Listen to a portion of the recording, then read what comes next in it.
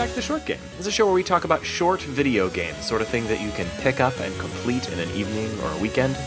I'm your host, Reagan Kelly, and I am joined by two awesome co-hosts, Laura Nash. How are you doing, Laura? I'm doing pretty great. And my twin brother, Shane. How are you doing, Shane? Hey, I'm really good. And this week we're talking about a game... Wait, no, hang on. Can we do that again? Ask me how I'm doing. How are you doing, Shane? I'm super, brother. Oh, Jesus. Yes, I'm so glad you went back to that. I'm going to have to search my soul and decide whether to edit that out. But you've got it.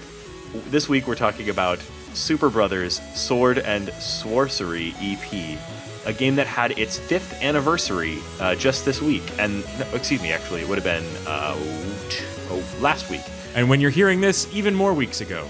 Well, hopefully not too long. I'm hoping it won't be too long of an edit. But it might be a sort of a longer edit than usual because this game is so focused on its incredible soundtrack that I'm going to be putting as much of that soundtrack into the episode as I possibly can without making us inaudible. And so hopefully you're enjoying some of those sounds already. There they are.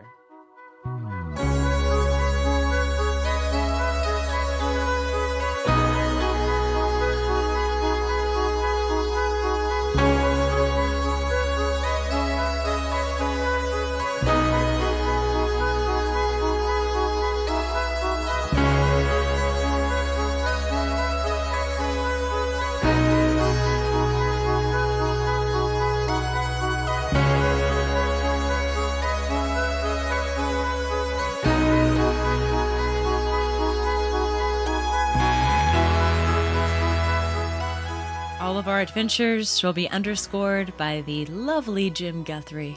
Do you guys remember when this first came out? Were you familiar with it at the time? Did you play it then? So I, at the time, was working and trying to get really well-versed in iOS as a game designer.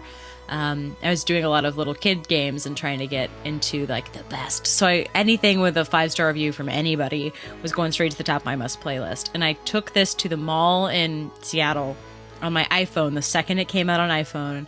And I went to the food court and I sat and downloaded and put my headphones in and played like a good little girl. And I could not use... My fingers were too big for the tiny tap areas. Like I got to the part, there's a puzzle with tiny birds.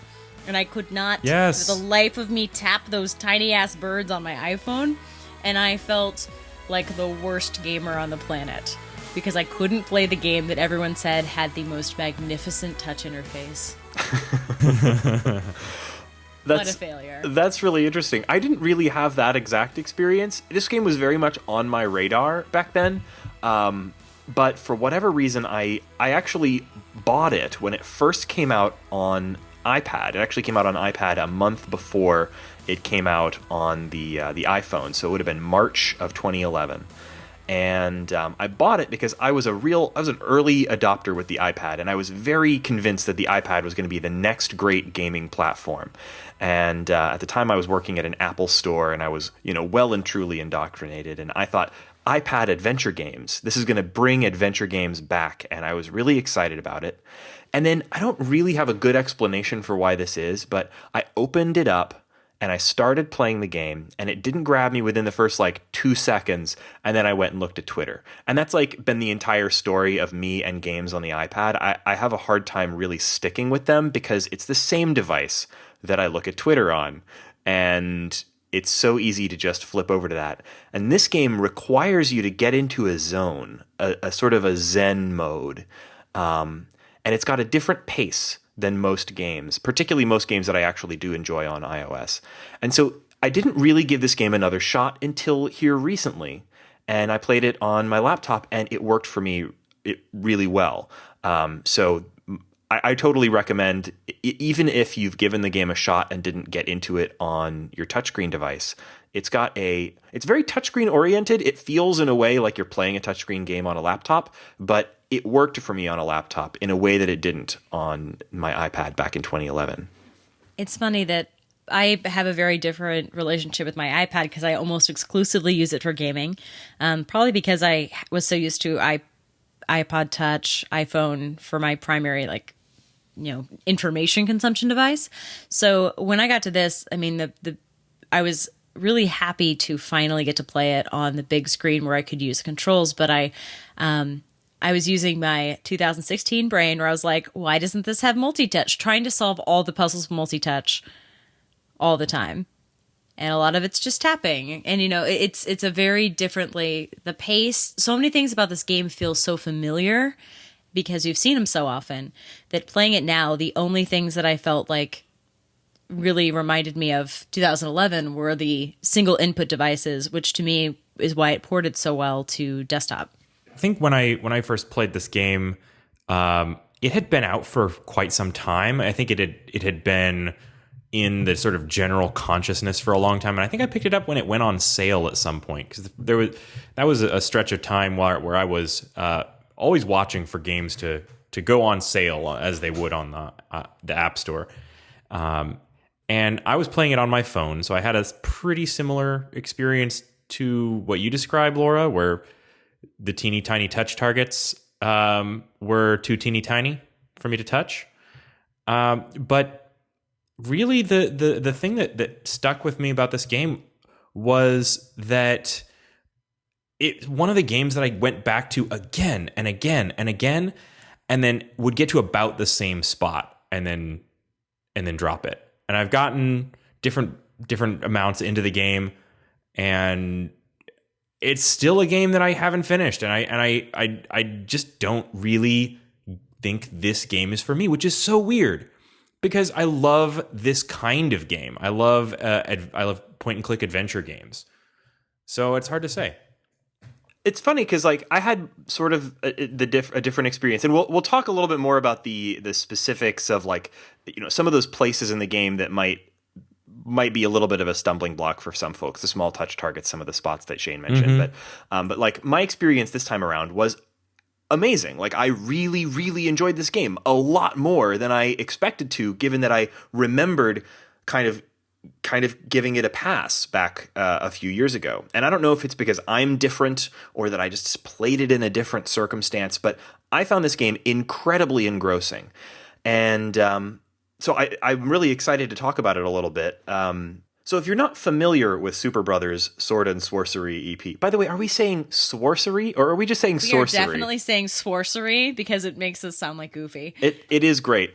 Sword and Sworcery EP is a point-and-click adventure game. Sworcery. It's got a very unusual tone and an unusual pace for a game like this. It's low in terms of puzzles, but it's very high in terms of music. Music, yeah. It's very music focused. Half rhythm game. You could kind of guess that from the title because it right there in the title, it's an EP. This is a music experience, and you sit down with it in the same way that you might sit down with a record album, and it's meant to kind of give you a particular, I guess, sort of groove experience. Maybe if I thought of this game more of as an interactive album, it would have made more sense the first time. Because I was looking for an adventure game, and I was thinking there was going to be a lot of jokes. And there are jokes. It has a snarky sense of humor, but it's much more into this kind of atmospheric feel that you're hopefully feeling through this music groove that Reagan's going to put under this.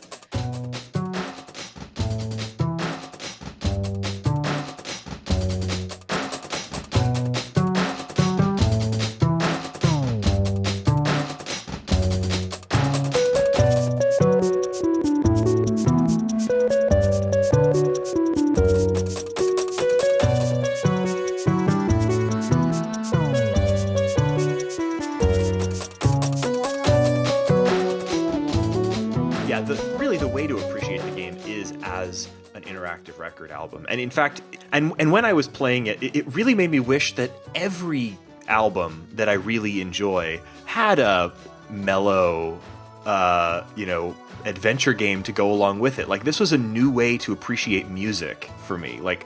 Once I really got into it, this was a music experience. I want a David Bowie adventure game. That's what I want. I want a Ziggy Stardust versus the Spiders from Mars kind of adventure game. So something better than Omicron the Nomad Soul, you're saying? Wait, Huh? The David What? Bowie adventure game? No. What? It's not true. What? It's garbage. You don't want to play it, but it's from Quantic Dream. You remember the, Oh, no. the makers of like Heavy Rain and whatnot.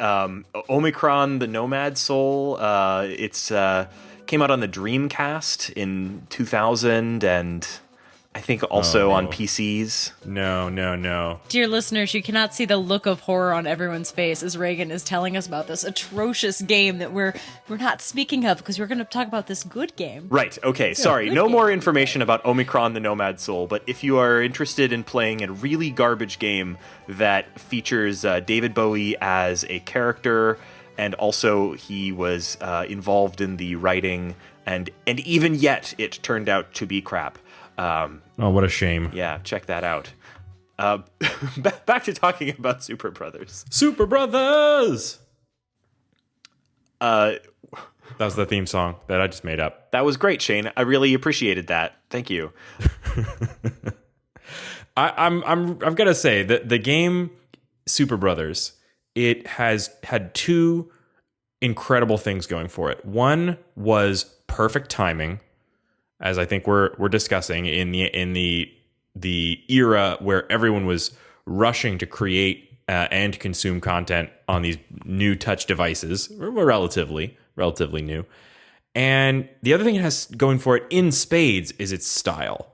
It has incredible style. Yeah, it's got the, like, for people who've played, like, Fez or these other, like, micropixel type of, it's pixel art, but it's incredibly detailed pixel art. It's way beyond 8-bit, and it's not even, it's creatively placed pixels, because these sprites have a lot of jauntiness and a little bit of angularity to them. They're boxy, but they've got a lot of extra personality. And, one of the characters is Logfella, and Logfella's logs have the most detailed set of logs I've seen in anything that didn't have a painterly style. Those logs have so many pixels on it, which again, I think is because it started on iPad, and then, before I got on my tiny little iPhone that barely took all of it, I feel like when it really shone was probably when it got put on Retina screens,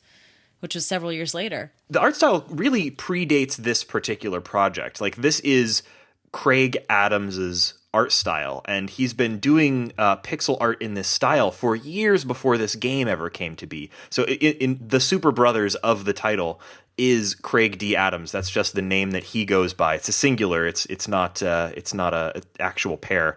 And Craig D. Adams is Super Brothers, and if you look him up, you'll find a bunch of art that he did for years before this game, all in this sort of pixel style. And the game is a really interesting collaboration between Super Brothers, that is Craig D. Adams, and Jim Guthrie, the musician, who is really front and center in this project, and then the game developers Cappy Games or Capybara Games. And those three together kind of made this project. And they've had really interesting stuff they've done since then, but I think that this is really the thing that put all three of those people or teams on the map. To me, when this was coming out, Capybara Games was the big name for me on this, because I was coming down from a long addiction to Critter Crunch, which I can't recommend enough. It's an amazing puzzle game. Has anybody else here played Critter Crunch? No. Oh, you've got to. Critter Crunch is a tremendous kind of weird twist on the sort of like the Match 3, and it has a great little cute mascot. Reagan, it would be right up your alley. I'll give it a try. But they also made Super Time Force, which is another game that I loved very much. Super Time Force is excellent. Yeah. I actually see a that's lot more of the influence of this game on Super Time Force because of its sort of pixel style. Like, it's clear that the folks at Cappy Games learned a lot by making this project, and it in a way really launched everything they've done since, which has been on a sort of a different scale. And Super Time Force, for example, just nails a pixel art style that's clearly a descendant of what Super Brothers was doing.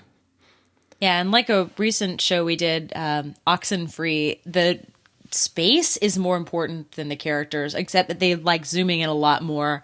This game is constantly zooming you in and out, and sometimes it points the camera in certain ways. You're doing a lot of wandering through landscapes, but you also get to do a lot of kind of admiring the landscapes and kind of as you slowly meander and listen to music.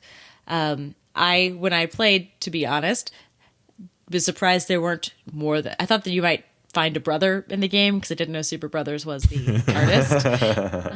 Because it's Superbrothers Sword and Sworcery, and I was like, sword belongs to these Superbrothers. Maybe I'm gonna go find my bro. There are no brothers in this game. There's very, very few men in this game who even could have brothers. It's a cast of they're the main character and the and one of the two prominent NPCs are both female. You've got just one fella, log fella. You're forgetting about the archetype. Oh, I am forgetting about the architect. Also, who knows the gender of the dark shadow that lurks at the top of what was the mountain called again? Mungi Tai? Is that it? Something like that. Well, that interesting enough, like I was Wikipedia-ing some of the things here, and I noticed that the name of the mountain is actually, it's named for a real mountain, and the legend of that mountain is that it's where they imprisoned Prometheus. So you got that kind of connection going. There's a lot of very real seeming names. So actually, let's set up what you're actually experiencing towards the beginning of the game. This game is divided into 4 sessions. I love that they do this because when you first open the game, you get a title screen with a little smoking businessman, all pixelated, and he's kind of tapping his foot. And when you start the game, you kind of end up in, I guess, an interview with this guy. We later learn he's called the Archetype. And the Archetype explains to you that Superbrothers Sword and Sworcery EP will be occurring in 4 sessions, and that the first session will be about 15 or 20 minutes long. And he encourages you to play it all in one go, and then he gives you some very cryptic advice about the game. And then suddenly you're dropped into the world of the game. And there's this clear sort of framing device, but it's not like a really specific framing device. Like, it's not like the... we don't know if this is this a therapy session? Is this a job interview? Is he a music executive? Like, who is this guy, the Archetype? And what is the frame story that surrounds the Scythian, our actual main playable character? We don't really know, and it kind of doesn't matter. Well, before you even get dropped into the Archetype, the launch screen is a record. It's an album playing, and you choose to hit a play button. The actual arm of the vinyl goes down. So I think they're playing a lot of different metaphors in this game, but once you get in, I mean, I was really impressed that they get to come back. Like, the record is not just the launch screen. It's not just reminding you that they have a pretty soundtrack. They keep going back and forth. The Archetype gets to come back. Unlike a couple other games where the framing device is just that, I think Superbrothers likes to, if they introduce a metaphor, they like to carry it forward. But they're not afraid of mixing metaphors in a way that kind of feels additive rather than lazy. And as someone who is a record collector and also a deep lover of Dungeons and Dragons, from the intro, I was sure, okay, this is going to be the game for me. And yet, I did kind of bounce off of it. I mean, it likes to take its time, and I think it was the pace. The pace is very slow, and when you are, it feels like a Swedish film suddenly dropped into this game. Like, you're wandering very slowly. And, it doesn't condense screens. Like, things we complained about in Grim Fandango, where you're constantly running down hallways, you're going to be walking down steps and running through fields you've been through several times before. And the game just kind of wants you to chill. And if you're not in that hangout kind of psychedelic, relaxed mood, had I actually successfully played that on the lunch break, I would have lost my damn mind, because I would have gotten through the puzzle I got stuck on and then been like, okay, what's next? What's next? What's next? And the answer is some wandering. Yeah. I think what Laura's saying is that I have no chill, and she's right. You're a very busy man, Shane. Well, Very busy man. something that really the reason I think that this worked for me so much was that I really made a point of sitting down and putting on the best headphones that I owned and sitting in a place where I could sit in a comfy chair with the laptop propped up and just take the time to listen to the soundtrack of the game and think of it as, I'm prone to, if I'm playing a game that has long stretches of things where I don't have to do a lot of thinking about things, I'm prone to put on, some music or put on a podcast or, kind of multitask. Yes. You can't do that with this game, but also you kind of have to do that with this game. You are multitasking. This is a game about sitting and listening to a sweet record. And there's a game that you play in order to change tracks. It's a concert. It's a music box for playing the soundtrack. Well, I think in that sounds like a very noble goal, but I think where it might fail there is in some of what I felt like was obtuse puzzle design. So if we're talking about some of those places where we haven't really discussed the collection of woodland sprites, little balloon heads, right? Features prominently, especially in kind of the progression of the game. You're gated by collecting these woodland sprites. And some of them, I just flat out had to look up how to get them. I had to look that up one time. So I actually didn't feel like it was too bad. I'm not great with adventure games or puzzly things. A lot of adventure game puzzles sail over my head, and I end up having to look stuff up. I didn't really have that experience here because very often, in fact, the vast majority of the time, collecting the Sylvan sprites, it's a per screen thing. You'll walk onto a screen and there's a little spume that is bubbling up from the ground that tells you there are Sylvan sprites here. And usually then you just have to look at the scenery and you can tap on everything. Well, you can kind of tap on everything and that'll usually kind of give you a hint about what you're supposed to be doing, but most of the time it's something very simple. It's either tap on pairs of matching objects, or there's be a reflection in a pond and you have to tap on the things that are out of place, that aren't the same between the surface and the reflection.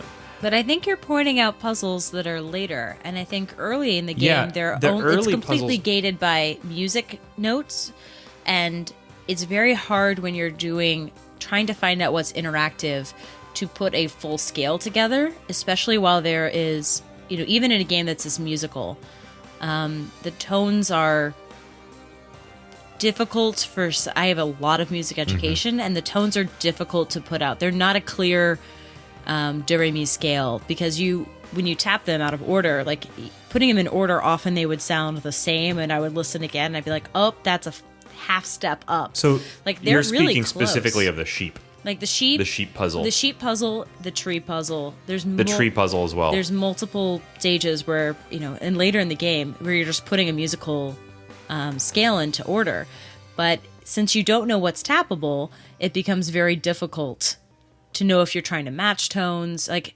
it can take a little while. This may sound crazy. I know the two puzzles you're talking about. I clicked randomly on the sheep and completely randomly on the trees and got it in the first try. I just thought you had to click on all the sheep.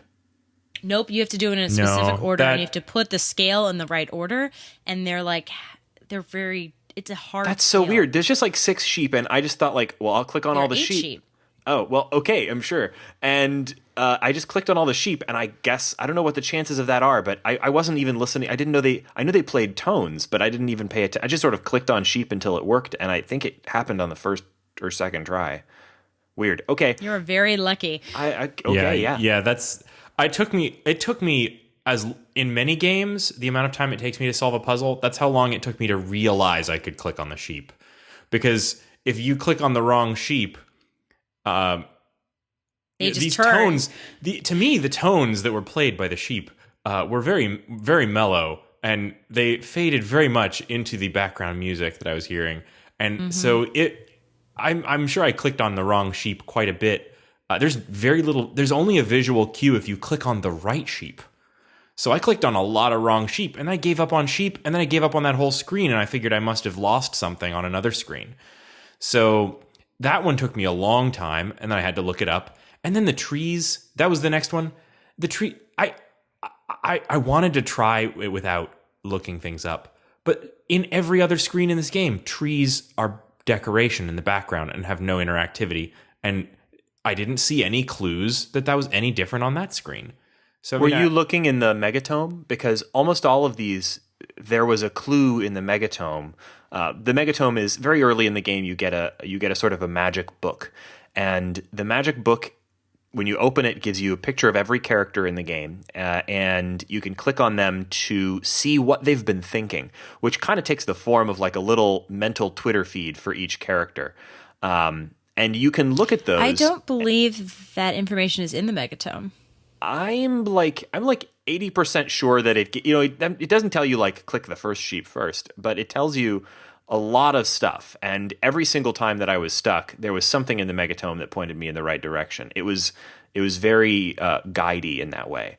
I think with the tree puzzle in particular, I remember that it was something that the girl thought in the Megatome that told me to click on trees or something. Like, I don't remember the details specifically now, but there's stuff there. Like if you get stuck, there's a ton of walkthroughs about this. You don't feel like you have. I feel like it's worth experiencing, even if like that's true. There's no aha moment really with these puzzles. It's not like Portal where the fun of the game is solving the puzzles. So if the puzzles are a roadblock for you, just look up the stuff and keep moving, because it's going to be spend as much time with the puzzles as you enjoy, and if you start getting stuck, my advice would be look it up. It's not a big deal.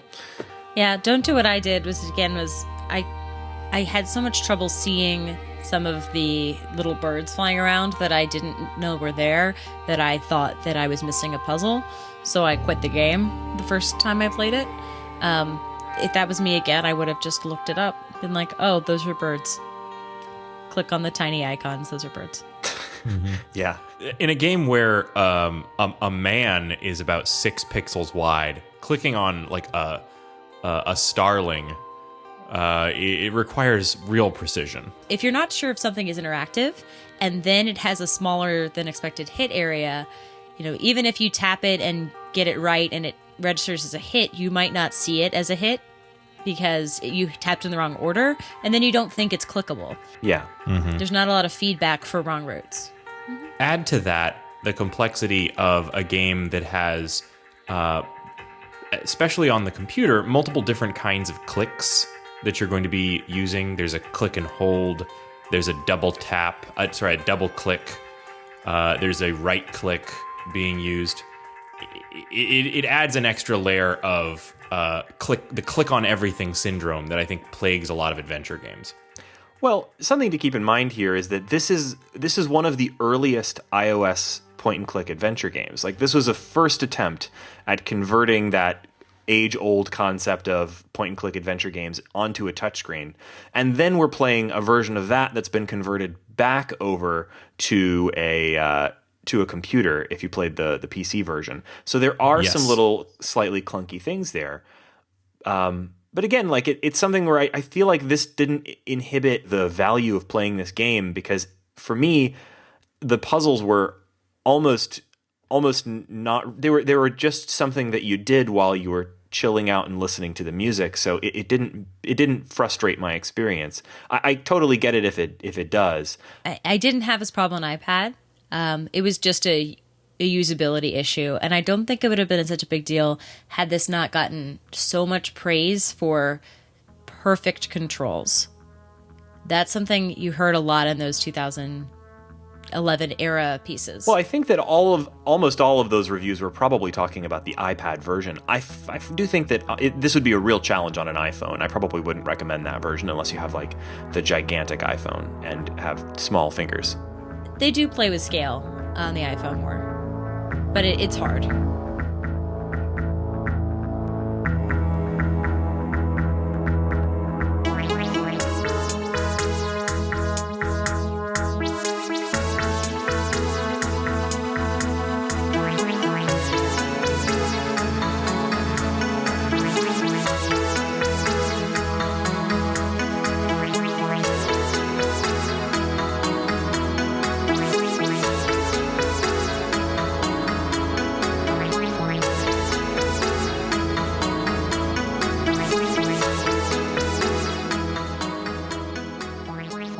So should we talk a little bit about the story of the game, such as it has? Yes.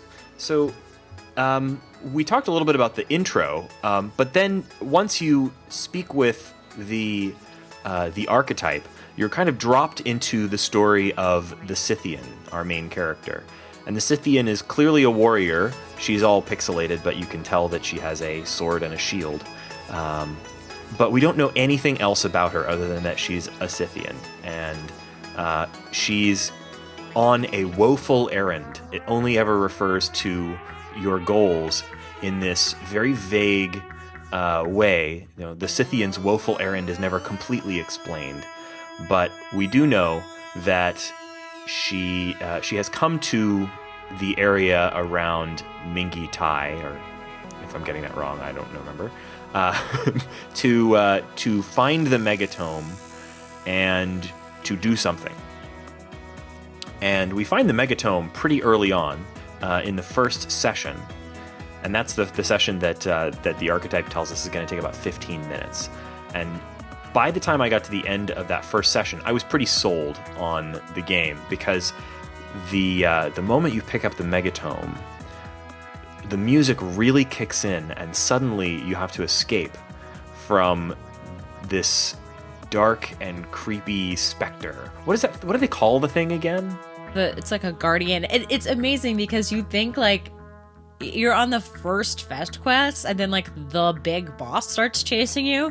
It is super epic. And also at that point I wasn't very good at moving yet, and so I was moving way slower than I thought I would, and I was like, oh, come on, where's the run button? That thing is terrifying for a thing that's, you know, it's just a beautiful piece of pixel art, and it just really gets to you. It's tiny bony hands and it's strange skeletal, you know, deer head, very creepy looking. Yeah, it reminded me of Yearwalk, that little guy. So much in this Yes. game reminded me of Yearwalk. I'm pretty confident that this was an influence on Yearwalk, because like you look at that thing, you look at the Sylvan sprites, which basically are the Mylings from Yearwalk. Yeah. Yeah, you have to find them in much the same way. You have to use your device and manipulate things in similar ways. They even look a lot alike, except they have a creepier backstory in Yearwalk. So yeah, totally a lot in common there. And that's really all there is to the story. The story is you have to find and fight these 3 trigons, which are literally just triangles. And the combat is extremely rudimentary and kind of rhythm based, and that's it. You find and fight the things. That's the story. Not a lot of story here. You get swallowed by a giant face, Yes. and you run around in the dream world, and a few other things. But yeah, it's a pretty straightforward quest. I would say and anything but straightforward. Like it's so mysterious that your goals are not clear to you at any time. So it's I mean, I thought I was collecting the golden tri thing, and then I stumbled upon it, and I was like, oh wait, now I'm fighting it. Oh, why am I fighting this? I thought it was my reward.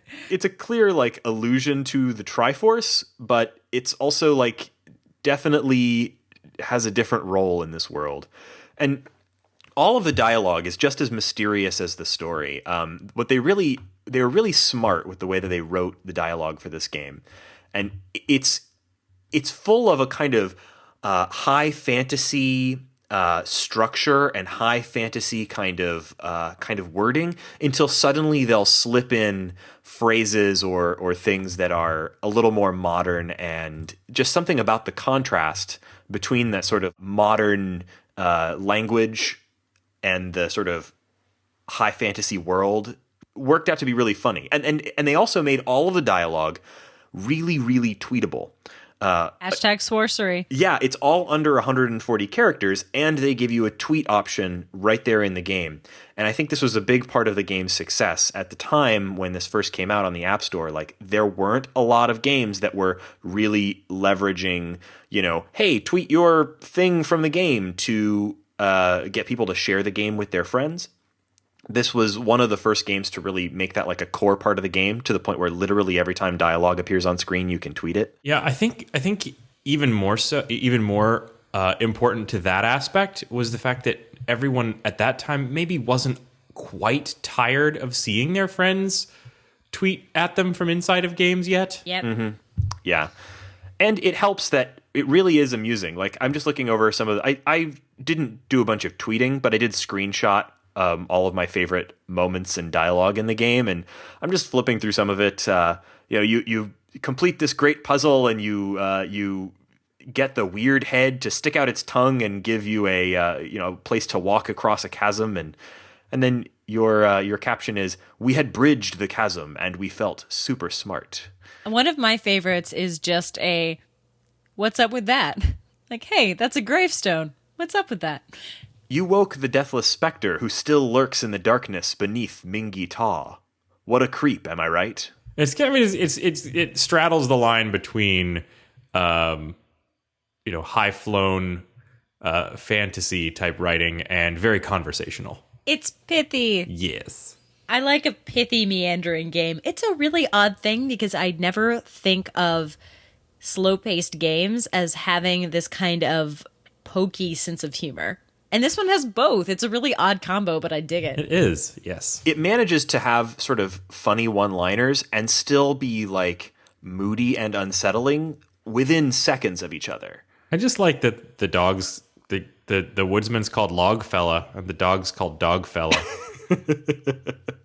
I didn't realize the dog was called Dogfella for quite a while into the game, and it's perfect. Of course he's called Dogfella. I also like that on the little like texty mind Twitter of the Megatome, the dog just says bark, bark, bark. Because of course the dog just says bark, bark, bark.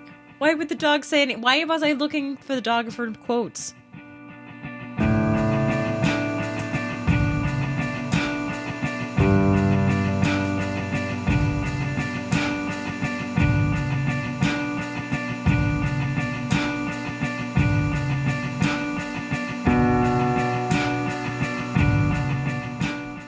Couldn't get the Twitter integration to work, but that's just... Oh, dang it, me too. So I was really annoyed about this. I have a feeling that maybe the iOS version is going to be better in that way, but maybe the Twitter API changed in some way. I tried to sign in to be able to tweet stuff from within the game, and it just never accepted my password and wouldn't work. And so I think that it's broken in the desktop version.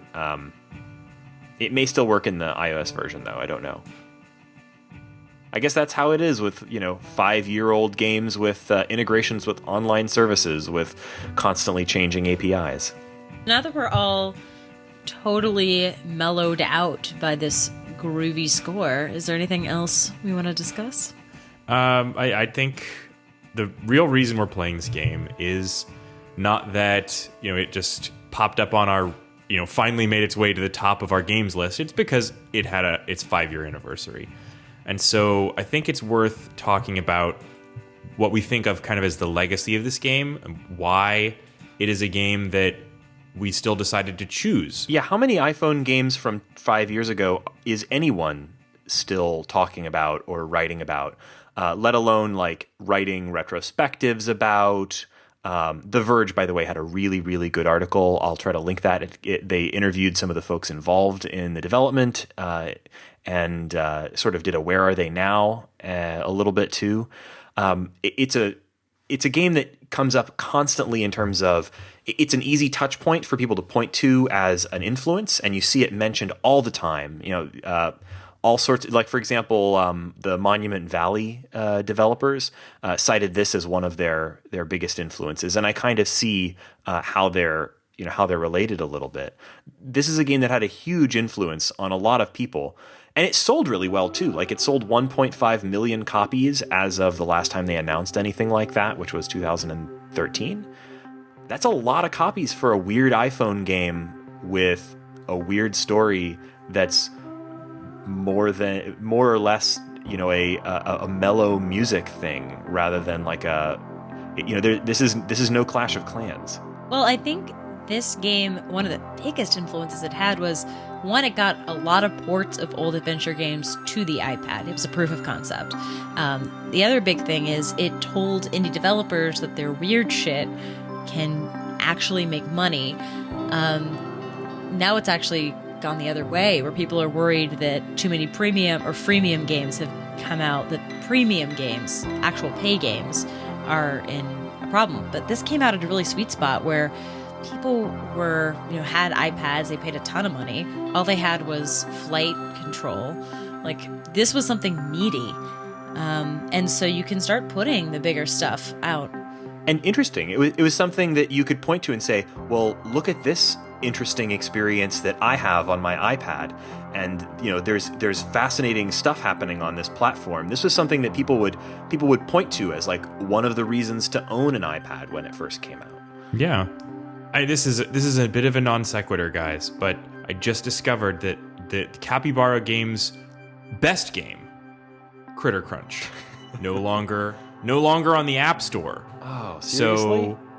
So this is what I'm saying is, like, these are games that the early App Store era it's going to be a hard one for future players to get a chance to enjoy to its fullest. Yeah. Unless people re-release, like on Game Dev Story. I mean, it's something that worries me, actually. Like, that's happening to a lot of games. We talked about that a bit on the Game Dev Story episode. But even games from just 5 years ago that were important games are dropping off of the platform.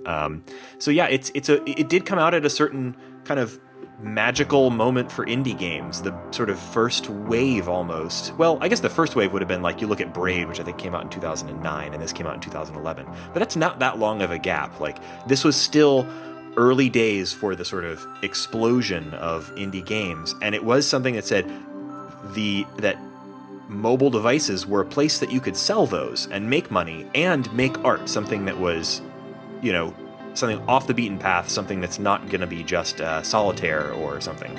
So yeah, it had a huge impact, and I think a ton of people followed the trail that this game made and rushed to make games that were a little more interesting and artistic on touch devices. Like, we look at people like Simogo doing amazing, interesting stuff that could only be done on devices like iPhones and iPads. There's a lot of this DNA in Device 6 and things like that. And it also launched some interesting careers. And I followed Jim Guthrie, for a while and try to listen to his new stuff. You should check out his Bandcamp page. He's done other soundtracks. He's done some other albums that have been quite good. And right now he's working on the soundtrack for another game from Cappy Games, Below. Have you guys seen any of the videos of Below? I'm super excited about Below. Me too. It looks like it's really got a lot of the mood from Superbrothers, but it's going a little more towards an action game. It's hard to tell a whole lot about it at this point, and I don't really know I don't think they've announced any sort of release date for it or anything, but the trailers are pretty cool. So I'll have a link to those in the show notes. Yeah. Yeah, I saw a gameplay demo of it, and it looks like it's going to be amazing. At the time when I was seeing that, I didn't realize that it was the same guys. I didn't even realize it was Capybara, but it looks like it's going to be a really exciting twist on the roguelike. I love dungeon delves, right? Oh, yeah. So continuing with more adventure games, next week we're going to be talking about The Wolf Among Us, a game that I've been looking forward to covering for a while. We did an episode on The Walking Dead from Telltale quite a while back, and kind of talked our way through the entire first chapter. I think we're going to do something kind of similar here, because The Wolf Among Us is relatively long compared to a lot of what we cover, but it is broken down into chapters and in much the same way that The Walking Dead is. And so we're probably going to be focusing primarily on the first chapter, both to avoid spoilers and also to kind of go with the short game format. Who doesn't want to play noir detective with a big bad wolf? What is it about detectives that works so well for adventure games? You get to talk. You get to talk and investigate and decide who you get to interrogate. Like, it's a no-brainer. What is it about police procedurals that works so well for daytime TV? Exactly the same thing, Reagan. It really is. So looking forward to talking about that with you guys very soon. Also, hi Molly and Nate. Congratulations on your much belated honeymoon. That's why Nate isn't with us this week and may also not be with us next week as well. He is off exploring the country with his wife. I was going to say newlywed, but they're not really newlyweds now. They've taken their time getting on the honeymoon, but they're finally on the honeymoon and having a great time. Or hopefully. So have a great time out there, Nate. I've been your host, Reagan Kelly, and you can find me on Twitter at ReaganK. That's RayGanK. And you can find the show notes for this episode with any links that we've mentioned, plus all our other episodes at our website, www.theshortgame.net, where you'll also find a contact form. We love to hear from you if you have a suggestion for a game that we should cover on this show, or if you just have comments about something, let us know. Shoot us an email. We also love iTunes reviews, so leave us one there.